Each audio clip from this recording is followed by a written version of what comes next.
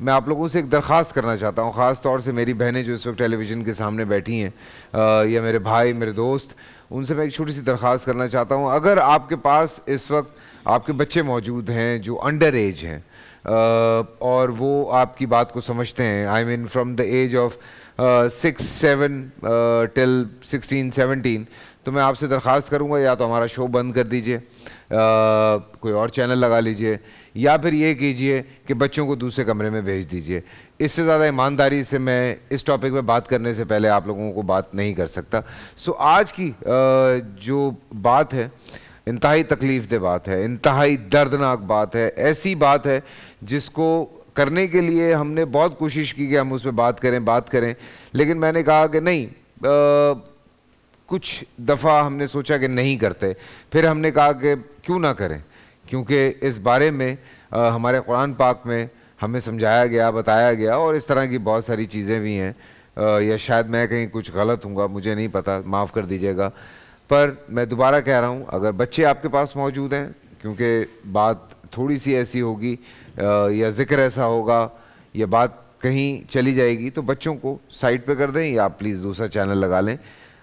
جی, تو آج ہم بات کر رہے ہیں اسقاط حمل کی, یعنی ابورشن, اور ہمارے علماء کرام یہاں پہ موجود ہیں. کوئی آپ زندگی میں غلطی کرتے ہیں, کوئی بات کرتے ہیں, اوبویسلی وہ اللہ کو ناپسند ہو سکتی ہے, لیکن اس کے بارے میں کیا کہا گیا ہے اور اس کے بارے میں کیا ہو سکتا ہے, میرے خیال سے اگر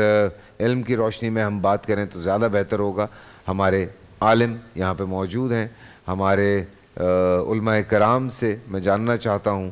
کہ یہ ایک ایسی بات ہے جس کو کرتے ہوئے شاید میرا بلڈ پریشر اور اوپر چلا جاتا ہے. پر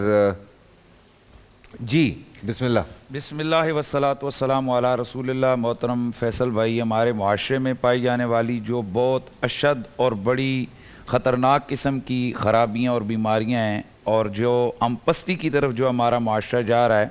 ان خرابیوں میں سے ایک بہت بڑی خرابی جس میں ہمارے ہزاروں لاکھوں لوگ مبتلا ہو چکے ہیں, اور پھر اس گناہ کو گناہ بھی نہیں سمجھا جاتا, وہ اسقاط حمل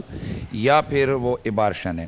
شرعی نقطہ نظر سے اس کی دو حیثیتیں ہیں. حیثیت نمبر ایک تو یہ ہے کہ اگر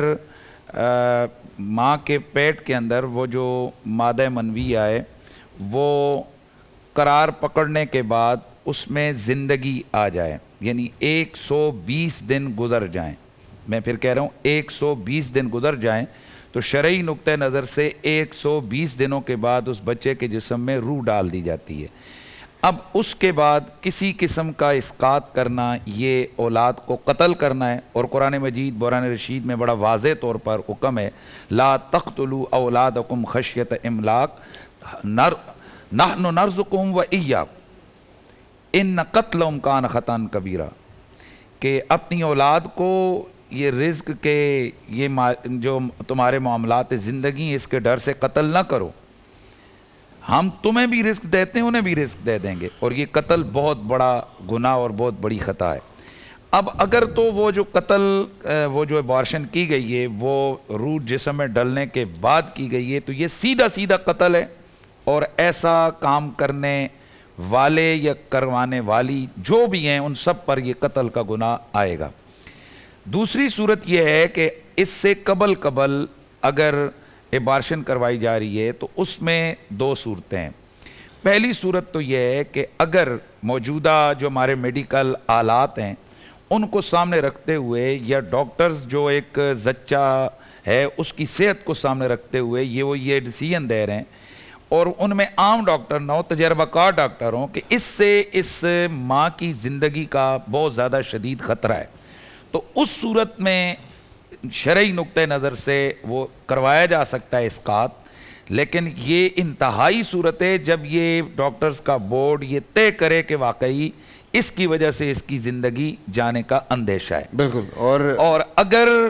ایسا نہیں ہے تو پھر بھی یہ جو نہ کرنا حرام ہے, کیونکہ یہ اللہ تعالیٰ کے جو تخلیق کے جو سلسلے ہیں ان کے اندر یہ دخل اندازی کرنے کے مترادف ہے, تو ایسا کرنا درست نہیں ہے. البتہ ایسی صورت اختیار کرنا ایسے ذرائع اختیار کرنا کہ جن کے ذریعے سے بنیادی طور پر حمل نہ ہو، مثلا کہ بچہ دودھ پی رہا ہے یا کوئی اور اس طرح کے صحت کے مسائل ہیں اور ایسی ادویات استعمال کر رہے ہیں یا ایسے جو ہے نا وہ آلات استعمال ہو رہے ہیں یا عزل کیا جا رہا ہے کہ جس کی وجہ سے تاکہ وہ حمل قرار ہی نہ پکڑے، تو بہرحال اس کی اسلامی نقطہ نظر سے گنجائش موجود ہے۔ موجود ہے۔ جی تھینک یو سو مچ۔